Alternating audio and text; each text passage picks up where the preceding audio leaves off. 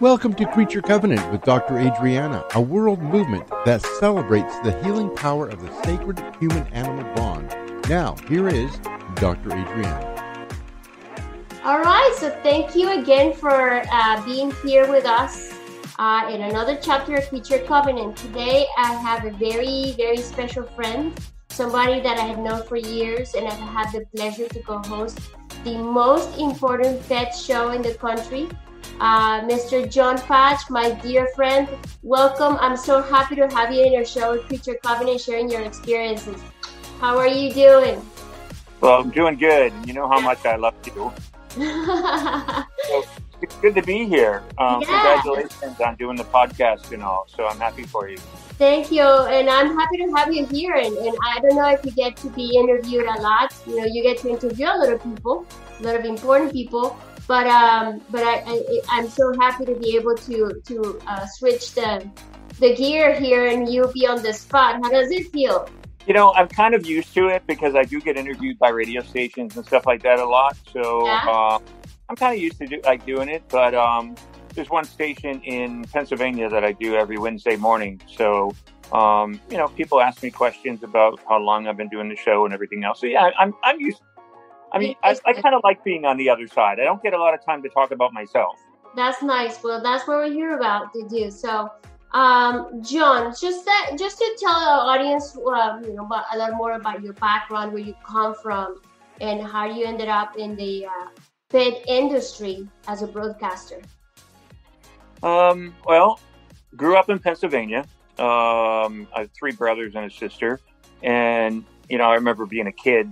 My biggest things were Saturday nights, and I'd go in and take my bath, and I would put my jammies on, and I'd go out and sit on the couch, and you know, it was Carol Burnett. Used to watch Carol Burnett all the time, and you know, Betty White would do appearances on there, and other people and everything. So, as a little kid, I always thought, "Wow, that's so amazing." And you know, as I grew up and went through my things in life and all, I ended up graduating at Penn State University in communications and broadcasting. I originally wanted to be a vet, so I can tell you hands down, congratulations to you and all the vets in the country, because it's hard. Yeah. You know, I tried. I loved science, but the sciences didn't love me. So I ended up, you know, graduating in broadcasting and all, and I tried really hard to get into broadcasting in New York City, and it was very tough. I mean, that was in the 80s. Love the 80s. How can you not? Of course. Yeah, the best music ever, best decade. But New York was tough, and I eventually left there, and I moved down here to Florida, and I got a part-time job in radio. And, you know, working there, I started producing a pet show, and it was a national pet show at the network that they had. They had a network, and then they had like a local radio station, a flagship station, and they hired me on the flagship station to run some programming and all. So I worked my way through pretty fast. I ended up starting training hosts and everything, and producing national shows. And one of the shows that I produced was the Pet Show. And the guy that had it, it was a national show, but it had 2 stations. So the network was like, this ain't going anywhere. So they decided to cancel the show, and more so cancel the host, I guess. And I asked them, I said, you know, I've been producing it for a little while now. I wanted to be a vet when I went to college. I didn't graduate in it, but I graduated in broadcasting. I said, give me a shot at it and let me see if I can grow and, you know, and build the show. Well, they did. It was tough. It was tough having a conversation by yourself. And you don't see anybody out there, but you're sitting there all by your lonesome in front of a microphone. But that was the beginning, and this is now, and obviously you can't shut me up now. But the thing is that I loved it. I fell in love with it, and they gave me a probationary period. They were like, if you can add 3 or 4 stations nationally to the show, we'll let you continue on the network. I did, and then that was the beginning of Talkin Pets, and that was back in 1990. And I've been doing it ever since. So it's going on 31 years next month that I'm here with Talkin Pets. And it's a tough world. Broadcasting's tough. You know, you have to deal with a lot of egos and competition, and you know, and then you have to have sponsors and so on and so forth. It's a tough business. there's actually a lot that goes on behind the scenes that people don't see. It's great to, be on the radio and so on and so forth, but, you have to keep it alive.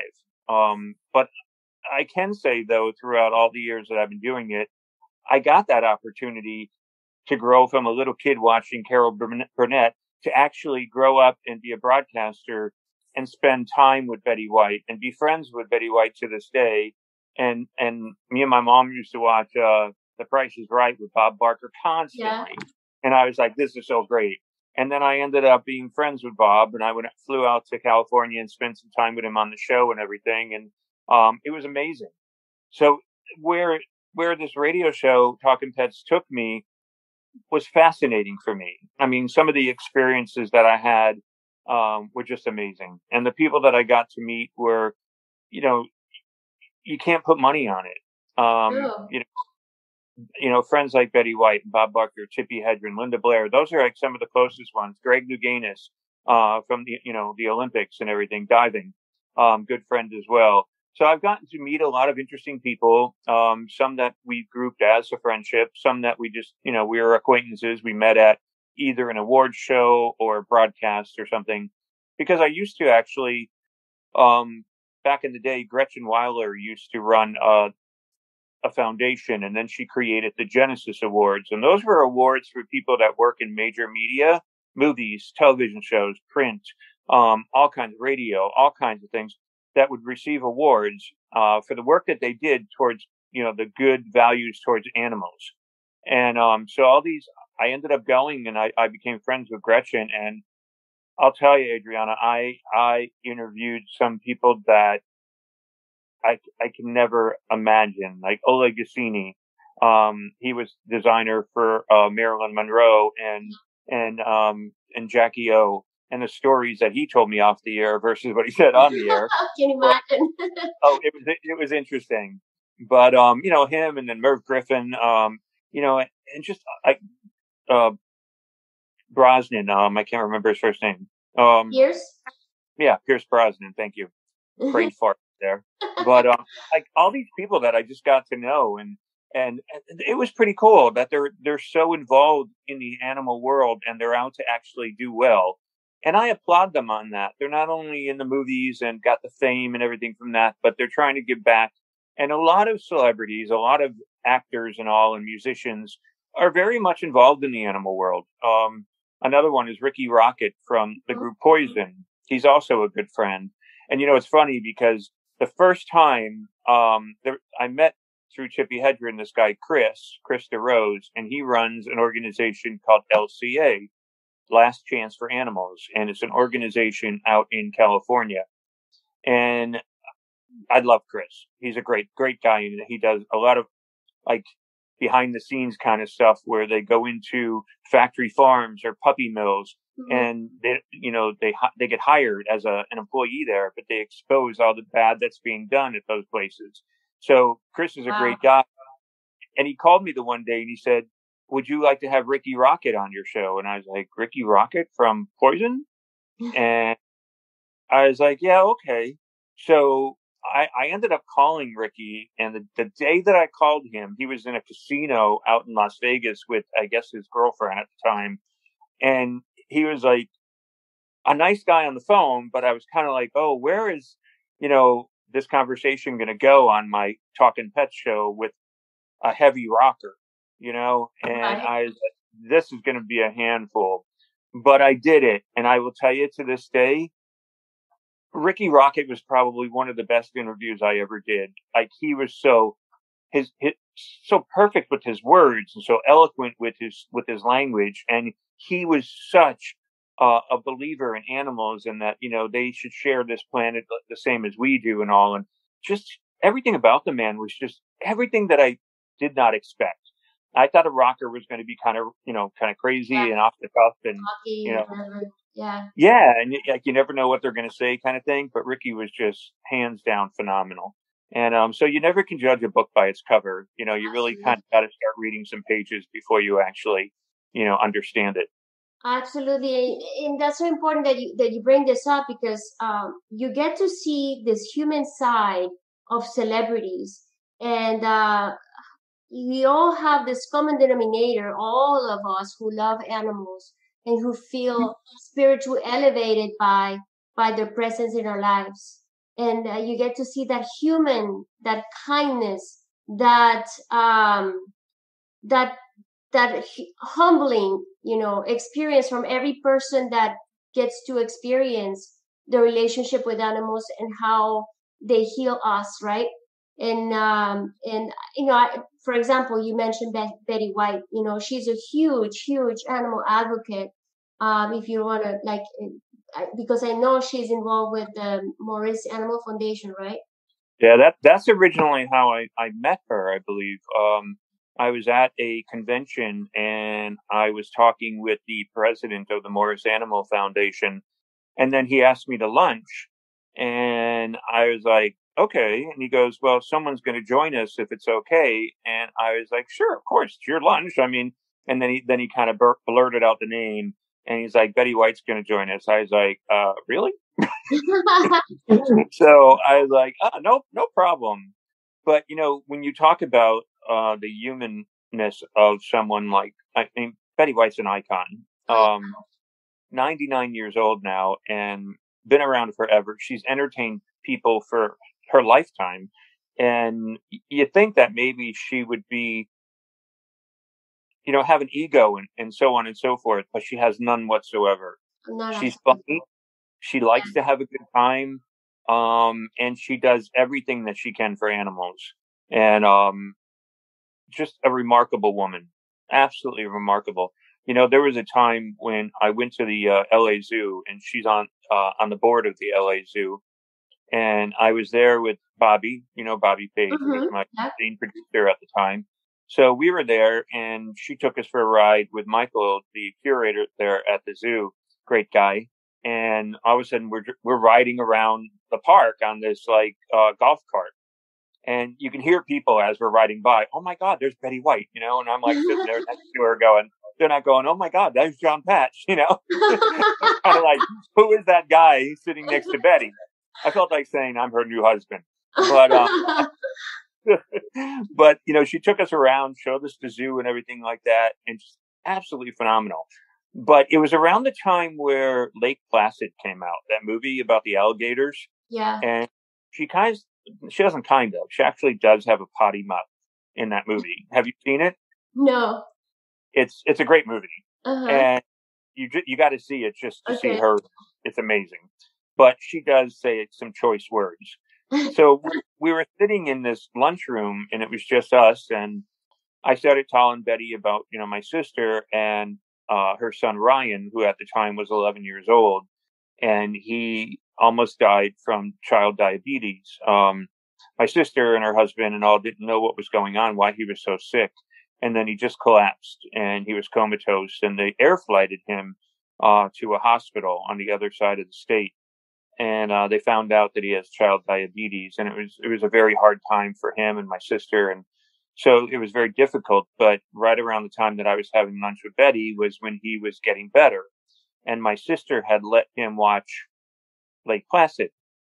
So Betty's like, bring me a phone. And I was like, what? She's like, I'm calling your sister. And so she does. She sits there, and I'm like I'm sitting there, it was the old days. So I'm sitting there with the phone in my ear, and she's got her ear up to the phone, and I'm listening. And all of a sudden my sister answered, and I'm like, that's her. And all of a sudden Betty's like, Marianne? She's like, yeah, this is Betty White. And she's like, no, it's not. And all of a sudden I was like, Marianne, it is. I'm with Betty in California right now. And she's like, really? And Betty's like, I want to talk with your son, Ryan. And so all of a sudden she had a conversation with Ryan about, being strong and how, well he made it through, and that his mother should not have let him watch Lake Placid because Betty was a potty mouth. But I just couldn't believe that she went out of her way to do that, to talk to my sister and to talk to Ryan. And that's something, as long as I'll live, I'll never forget. And she's an amazing woman, and just someone that I wish everyone had the privilege of meeting someone like her, because she's just absolutely amazing. Yeah, I had the pleasure to be in one of your shows when you had her on as a guest in the show, and she was so down to earth, lovely, embracing, just really amazing experience to see that side of her, and the love that she has for animals is incredible. What Yeah, a beautiful soul she has. What a she beautiful does. soul she is, actually. She's Well, definitely someone that gives back to the animal world. There's no doubt about that. And she's not done. She does it every day, and I think even after her time, she'll probably still continue to do it. oh yeah, absolutely. And she's still going. I can't believe she's like 99, right? 99 years Amazing, old, just amazing, turned. amazing. Well, I'm sure you have countless experiences with celebrities and their human side, and it's always so refreshing. Now I know that you also have been very involved in the Westminster Dog Show. Yep. You were actually there every year, reporting and meeting celebrities too there in the dog show world, right? Yeah, we would broadcast actually from the Hotel Penn across the street from Madison Square Garden every year. And because my show runs on Saturday evenings from 5 to 8, we broadcast on Saturday nights. But the events go on like all week long, different kinds of events, but the benching goes on during the day part. And then Monday and Tuesday is the actual winners part where, the single breed of each group actually competes. And so that's Monday and Tuesday night. So my broadcast is Saturday night. And then Monday and Tuesday, we're always on the main floor of Madison Square Garden, which is absolutely amazing. You're down there in the garden, you look up, and there's like millions of people. It seems like I don't know how much that holds, but there's a lot of people up there, thousands of people, I should say, that are looking down on you and watching you down there, and it's just an amazing feeling to be there and watch these dogs and watch how people prep them and get them ready for the show and what they do, and it's um it's an amazing experience, and I've met some pretty cool people through Westminster as well. In the beginning, like Rod Stewart was there, and Lauren Bacall was there, Mhm. very much involved, and Bill Cosby. Yeah. That was back years ago. But I've actually covered it with Talkin Pets since about 1992. And the only time I didn't cover it after that was when I had a heart attack. Oh. And I was unable for about a year or two. I backed off of things because it was tough for me to travel and stuff like that. But um, then when I started feeling better, I went back to doing it again. I've covered it every year. I think this year is going to be the first year that I don't cover it in a long time because it got pushed back from February to June. So Right. now it's held June at a castle in Tarryton, New York. So I heard the castle is phenomenal. That's where they used to have the show way back in the beginning. Mm-hmm. But it's just a little more difficult for me to get there and to make arrangements and so on and so forth because, I've got to cover, all the expenses for these. And that's one of the things people think you become rich in radio. Unless you're, like one of the biggies, which I won't mention names, Monday through Friday, you don't really become rich in radio. I mean, it would be nice, but for 31 years, I've been doing it and graciously with the help of you and the other doctors in the community and the trainers that come on the show and all. And it's like I just feel it's tough to keep it going. But the thing is that I fight like hell to keep the show going because to me, it's like a way of giving back in life. And I personally enjoy animals and I personally trust animals more than I do the human population at times. Human beings have sometimes you don't know when that knife is going to come in your back. Let me just be quite frank. And you don't know if what people will say about you and so on and so forth. And the greed factor in the human species is just absurd. When you've got people making millions and billions of dollars and they don't give back and they can, to keep this planet healthy and to keep the animal populations going. that's appalling to me. So for me to be able to do interviews with people and to communicate with people and so on and so forth, that's always been the important thing for me. And I do my best to keep it supported and keep it going and pay the bills on it and everything like that are involved.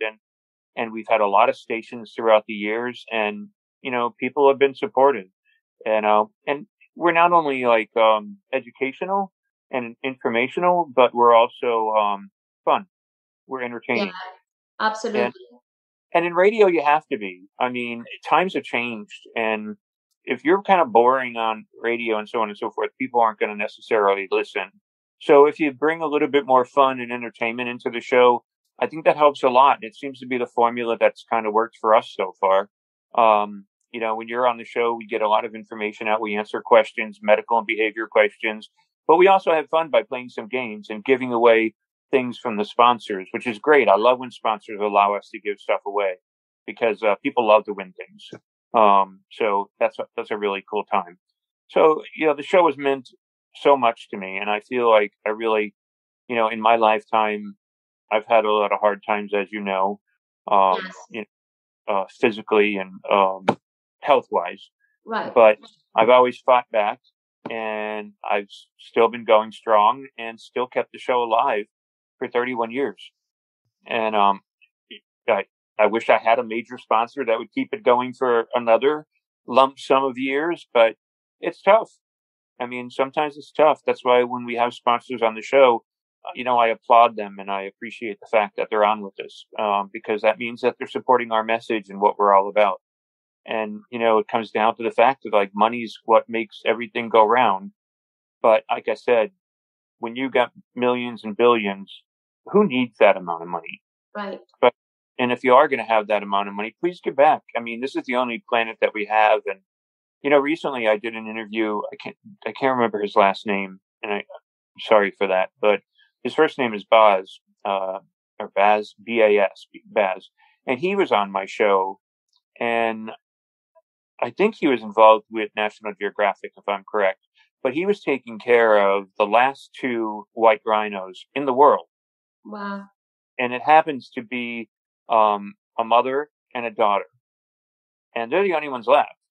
Wow. And in order for us to have white rhinos in this world to continue, somehow we have to impregnate one of those rhinos. And Baz was telling us about how they've taken the embryos from other ones in the past and sperm, and that they're able to do it that way and impregnate one of those rhinos, hopefully, to keep the species alive.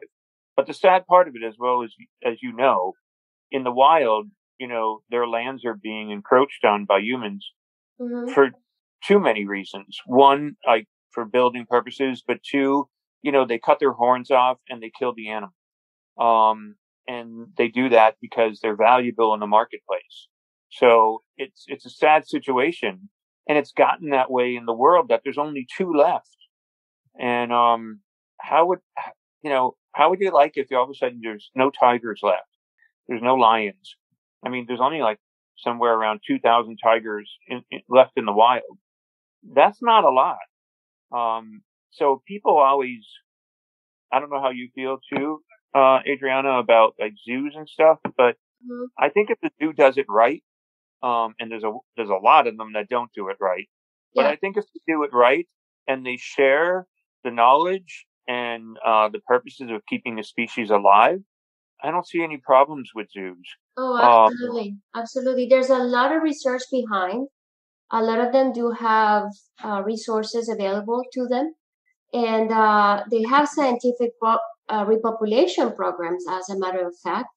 I can mention one in California with the condor, the Andinian condor. Right. The way they get those chicks, they never really get to interact with the human directly. There's a puppet that a human is obviously is a puppet, but it's like the head of the condor is mimicking the mother, feeding and everything. So they really never get to interact with humans at all. And once they have raised them, they go to their natural habitats. So they release in the Andes in South America, and they have been very instrumental in repopulation programs down in Colombia and Ecuador and places where the Andean condor was practically extinct. So, I mean, and I can name you any number of programs like this throughout the world where zoos are part of that. I mean, we have, there's also that part of the zoo, which is that sad little zoo in the middle of nowhere where there's a square, bottomless, I mean, a pit where the animal is just like bouncing around between the walls and doing stereotypical movements, which is the signs of stress and distress. I mean, that's very sad, you know? Those are the ones that need to be shut down. Correct. But the ones that are actually doing it and they try to actually emulate the environment where these animals are from. Hey, I have to applaud them for doing that. And, they still might be in only a small area, and some animals may be used to migrating and moving around. But you kind of got to think in a way that if they're being fed and they're being taken care of and medically they're good, and they're out there to keep the species alive, because out in the wild, they're being killed, then that zoo is doing a good job. But if, like you're saying, they're in small cages or little environments, and those are the ones that need to be shut down. And there are a lot of organizations out there that are after them to shut them down. I mean, one thing, way back when, I couldn't even tell you when, but like I said, I've been doing the show since 1990. And way back when, I fought hard with organizations to try to get the wolves reenacted back into the wild. And I helped do that. We got petitions, we went through the show, people got involved and everything. And I felt like I was a part of that. I wasn't the main part of it, of course, but I was a part of it. And I was proud of that. But then now I read recently, I think it was last week, where I don't know the number, but a large amount of wolves were actually killed, up in the north areas, because they felt like they were too abundant. But, when you think about it, way back when, wolves had the run of territory. Yeah. I mean, we encroach on their land. I mean, my big saying is that if you're going to build a house or whatever in the wild, up in the trees and so on and so forth, away from civilization of humans, then you're going to expect to have a bear or a coyote or something walking through your yard. And to kill it is not the right message. But if you're going to live there, you got to use the right precautions and be careful of the environment around you. Absolutely. I mean, right here in Florida, where we produce the show nationally, I always check my back, like in my pool area, in my patio and everything, when I let my cats out. I do my first perimeter check just to make sure there's no snakes or anything like that are around, that could harm, one of my cats. So I'm not out there to kill it unless it is a rattler. Don't need them around the human population. But if it's a good snake, like a black snake and so on and so forth, I just grab them and throw them back out into the yard. But I try to keep an eye on things like that. But I don't know. That's just a small scale, but there is the bigger scale of things, and that's where, not only on Talkin Pets do we talk about your domestic dogs and your cats, but we do get involved in wildlife issues, and we do get involved in the environmental issues as well. So we try to tackle everything, but I know like radio stations mostly want that pet aspect. So I would have to say we are 85% pets, and probably, from there, 10% wildlife and 5% environment. But I do like to get all kinds of things in there, so we make people understand that, this is our planet, this is our world, and this is what we live with, and we need to take care of it. Or else, we're going to have a small population maybe up at Mars one day. That's right. Because we are polluting, we are really causing so much damage to our own planet. And that's where us who are pretty much with our shows and what we do, a voice for the voiceless. And then every day we show up, we are bringing awareness to these issues. And I would say that you have such good following in your show for so many years.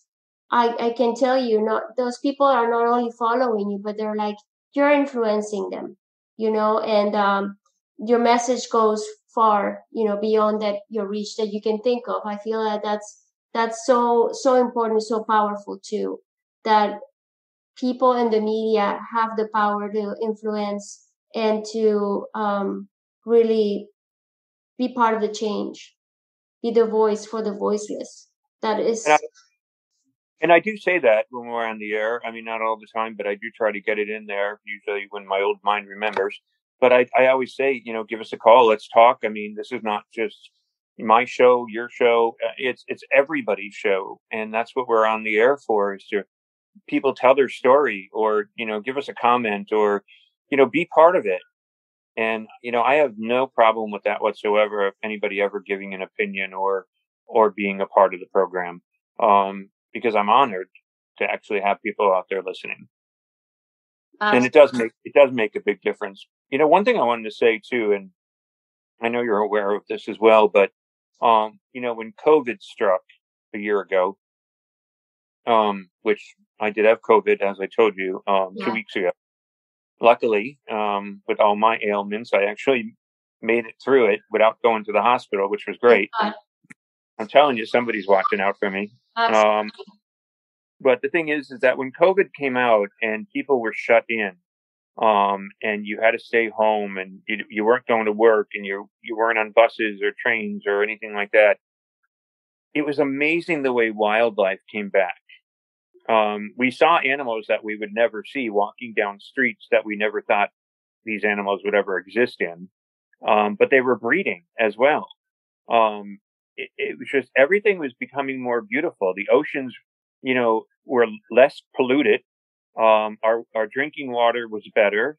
I mean, everything was turning around. So you kind of got to think about it. Was COVID a warning out there for us to say, hey, smarten up and start taking care of this planet and yourselves, or else there's not going to be one. Sometimes I learned the hard way in life that, and it's something I live by to this day, is as much as possible, pay attention to the signs, because I think that the universe or whatever is always trying to give you signs, to say, hey, tomorrow will be better, or, this is changing for this reason. And maybe this was a big sign for us. And my heart goes out to anybody who lost anybody and due to COVID, because one person lost was way too many, and we lost over 500,000. Yes. And so it's great that they're coming out with a vaccine, and that hopefully everybody will take it. So then, we can go back to living life like we did. But as well as I do, that whenever there's a virus, there always are different strains, and there's variants, and so on and so forth. So who knows in the long run what, maybe not COVID, but maybe another coronavirus may come along. We don't know that. We don't know. But maybe it would be a lot easier to treat them or detect them if we became a bit more environmentally friendly. Totally. Totally. It was an eye-opener a lot, with also bringing up some cultural issues, the killing of all kinds of different animal species, right? Of consumption of meats of all kinds of different, animals that you and I would never think about. But yeah. But is that a lot of disease can come up from that standpoint as well, So it brought up awareness of that situation as well. Yeah, it's very true. I mean, it's tough. I mean, when you look at us here, I mean, I've got 3 cats now at home and love them to death. They're there for me through sickness and in health, and till death do us part, you might say. And it's great to have them around. But the thing is that I can't imagine people not having them around. I mean, they make a huge difference in your life, and I'd like to see more people have pets. But also going back to the whole COVID thing, when people start going back to work, it's going to be a big change for our pets. So you're going to have separation anxiety and you're going to have issues and so on and so forth. But I hope people are prepared for that because I always say, pets are not a throwaway. And I hope to God that they actually understand that. And, they work with the animal when they have to go back to an office or they have to go back to school. So, the pet can actually get used to being alone. Yeah. Because I know I work from home and my cats always are used to me being here.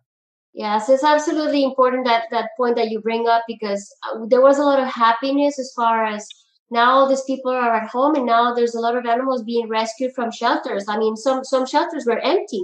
That's never seen before. Now, let's just keep these pets. Let's not just return them because now they're an inconvenience. So I hope that those pets remain. Oh, there you go. That is Summer. Yep, that's Summer. She's fascinated with your voice. I mean, I've never seen her one come up on my desk because I don't allow them up on tables. They could be on furniture, chairs and couches, but I don't want them on tables. The only table they're allowed to get up on is the bathroom sink because they're spoiled and they like to drink from the faucet. And they all do now. That's good. That's good.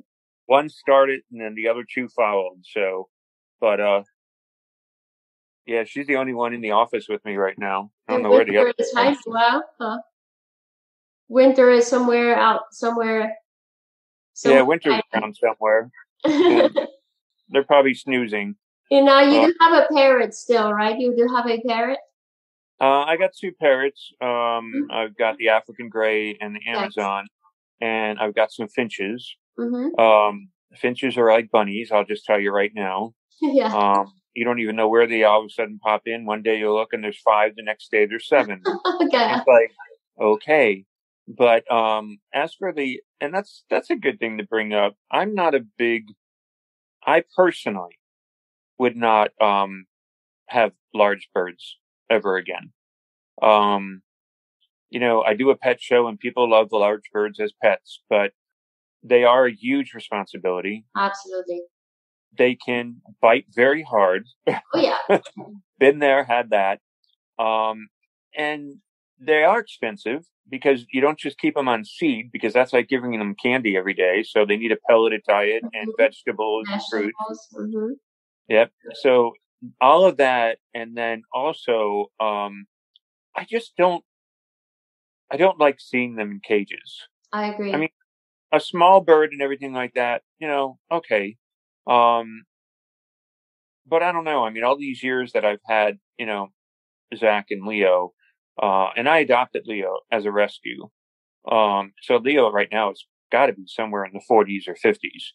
And Zachary I did get as a baby. So Zach's about 30 right now. Is the Amazon? I'm sorry? Which one is the Amazon? Leo, the green one. The green. Yeah. And, they're cool. They're pretty. They pick up things you don't want them to pick up verbally. Yes. I could say that firsthand. The F-bomb's been dropped several times by my Amazon.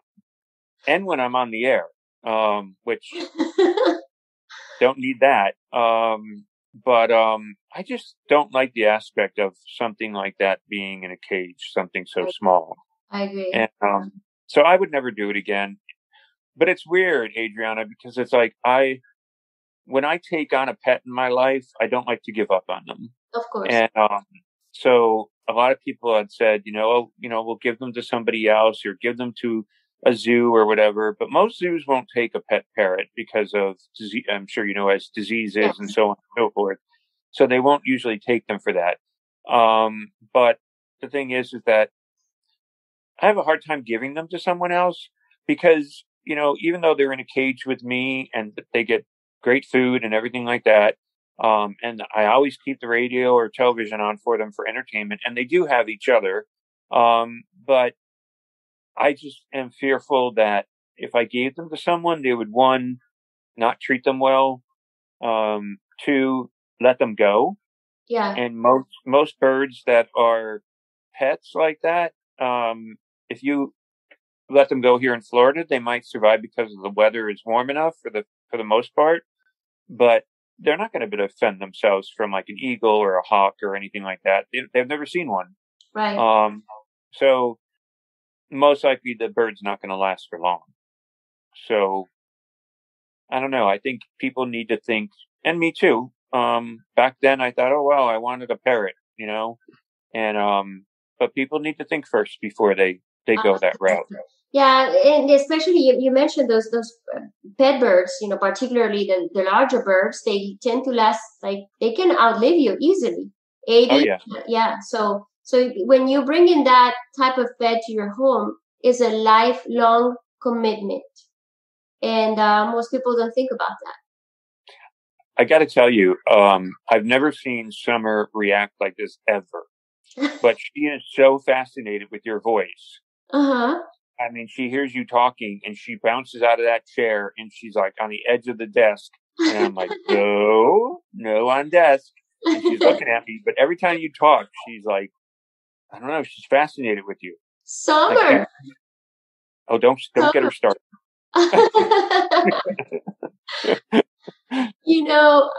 I think that we underestimate animals so much. They're so wonderful, so smart. They bring so much happiness, so much joy. They elevate our spirits. They are healers for us. And there she is. Hi, Summer. Look at her. She's definitely fascinated. Look at her face. Yep, and her paw came on that desk. I was like, nope. Yeah. She's fascinated with you. I mean, yep, she's all about you. Yes. But I couldn't imagine living life without having a pet, though. I mean, because they're great. They're amazing. They're amazing. They bring so much joy and so much healing to our souls, for sure. And anybody, everybody that's obviously listening to this show, to Creature Covenant, they understand the healing power of the human-animal bond. So just to close our show, and because it has been such a pleasure to have you sharing all your stories, because you're a dear friend, and we never get to have conversations like this. And I appreciate it.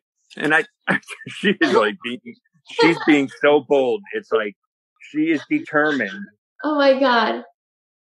Oh, now she's going after my litter over there. Yes. She's just putting her foot right there. Yep, look at her. Yep, no, lay down. Lay down. Lay down. She's just so curious. You think she'd be tired? She was out running around the pool all day. Uh-huh. But then it's like, they have the life. They're out there basking in the sun while I'm in my office working. But it's kind of cool, though, because my pool is caged, so I don't have to worry about them as much. Yeah. I always say the last place a cat needs to be is outdoors, because too many things out there. Totally. Wild animals, kids, cars, disease. So. Yeah. BB guns. You gotta love her, though. I mean, she's just like intensely staring at me right now. She's just watching you. Look at her. She's like, what's going on? Yeah, she's just like fascinated. So wonderful. All right, Jon. So how can people listen to your show? How often are you aired? And how can they support you? We air nationally. Saturdays we're live from 5 until 8 p.m. Eastern time, but a lot of radio stations play us on Sundays rather than live. It's just where they can fit us in their schedules. But you can also listen on Facebook. We do have Facebook Live at Talkin Pets Radio. So you can watch and listen there as well on Saturdays if you can't find us on the radio station. But, it's funny because there was one point where I did some research and we were being heard in like London and Afghanistan and stuff like that, which is pretty wild. Wasn't it Kuwait or somewhere like in the Middle East too? Like, I know you said like Afghanistan, but somewhere like was in Kuwait or something, like people in the military, right? Yeah. We've had a lot of like interesting places, out there, but we're mostly United States that listen to us, though. In Canada, we're in Toronto as well. But Saturdays 5 to 8 p.m. Eastern time on your radio station, or if you just check, and if you can't pick it up on the radio station, just call your local radio station, AM or FM talk station, and tell them that you want them to pick it up. That helps our cause tremendously. So they'll actually listen a lot more to people that listen to the station more than if I call them. But there's also different places like Spotify, TuneIn, Apple. There's all different like streaming that you can actually find the show on as well. Awesome. But then we podcast the show on the website too, talkinpets.com, and no G in the talking. No G. TALKIN pets.com. That's right. Just to take a brief moment to honor the team behind you. There's so much that comes when you're producing a show. Who are your teammates? Who are the people that we need to give credit to? Yeah, actually, right now we have 4 producers on the show. Lexi's been with us for a long time. Then now we have Matt. Matt's a newbie, as well as Devin is a newbie as well. And Kayla, my niece, actually, I trained her, and she sometimes does better than a broadcaster. So she's part of the producing staff too. So there's them. And then of course, all of you guys, the doctors. So it's great having you guys, and I appreciate it every time that you come on. And plus it's like between the vets and the trainers that come on, y'all have become, look at me with that y'all thing coming out. But y'all have become family to me. It's like, and I appreciate when you guys show up, and it's also fun. People love to get the advice from a vet, and it's a venue, like you say, it's an opportunity of giving back and having people listen to you all over the country and all over the world. So it's pretty cool. So I have to applaud you guys, the veterinarians and the trainers, and I appreciate every time that you show up. It means a lot. And we do have a good time. We kick back and we have fun. I always have so much blast. I mean, it's such a refreshing thing for me to do. Love it. I've been doing this for 10 years now? Probably. Maybe. I've been doing it. It'll be 31 years for me. It's probably about 10 years for you now, if not more. Yes, probably. It might be more. More, yes. Yes, I would say more. Because, I think that 12 years. Yeah. I would say, it's amazing. It's a wonderful experience. I don't charge you for anything. I enjoy being in the show so much. The questions, the audience, we just have a lot of fun. The people they interview, all the authors, it's just countless people that it makes your show amazing every Saturday. And then that's another thing. We like to do that too on the show. We interview celebrities, authors, organizations like HSUS or ASPCA or AHA, LCA. All of those organizations will come on. We have authors that join us talking about their books, their latest book, and that's one of the cool things too. Is I require prerequisite to interviewing authors that we're able to give away some of their books. So we do that on the air as well, and we give books away to listeners. And so there's a lot of different things, and the sponsors come on and they all let us give some of their product away on the air as well. So and the one thing big about it is it's live radio. So you never know what's going to happen. That's right. Both good and bad. True. We see both sides. Yes, that's true. And there is some of your sponsors that I actually like their products. Could you mention their sponsors? Because I know these products are very important, good for the environment, and great products, which ones are you? SCOE 10X actually has been with me for years. And it's an odor eliminator, and probably the best odor eliminator that you're ever going to find, because I know for a fact from my older cat, the one that passed away years ago, it took out urine, and cat urine is probably one of the worst things to get rid of. So, yeah, SCOE 10X has been with me a long time, and we have Dynovite on, which is a supplement. The one thing I really love about Dynovite is a lot of people buy these cheap brands of dog food, like dry food and, cat food.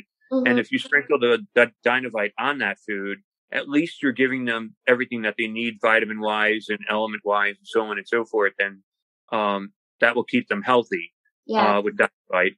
And then there's a Life Boost Coffee came on with this recently. And the best coffee. I have acid reflux, and I don't get acid reflux from their coffee. And the thing that's cool about their coffee is he hires families, farmers out in Nicaragua, and to farm his beans. So it's not a mixture of beans from different territories or countries. It's always from there.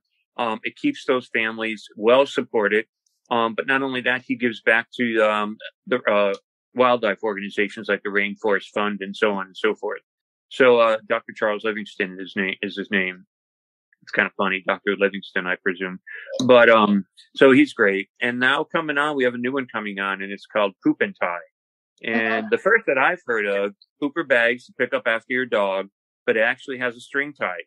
So, and it comes with a bag and a little flashlight for you if you're outside and so on and so forth. It's pretty cool. So they're going to be joining on in April. So yeah, I mean, sponsors are the thing that keep us alive and keep us out there and let us do a radio show.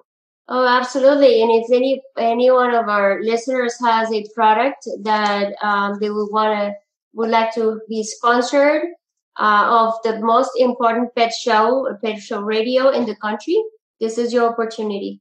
So pay attention. Yeah, we actually are the oldest and longest running pet show in the country. Yes. And so that's a pretty big honor.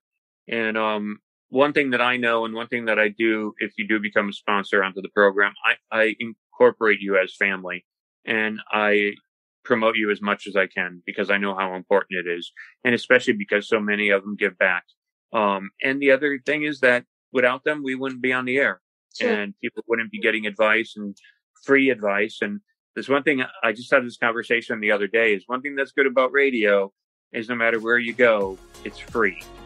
So you're not paying, $12.99 a month or whatever for, the service. It's actually free. So I'd like to see it stick around for a long time to come.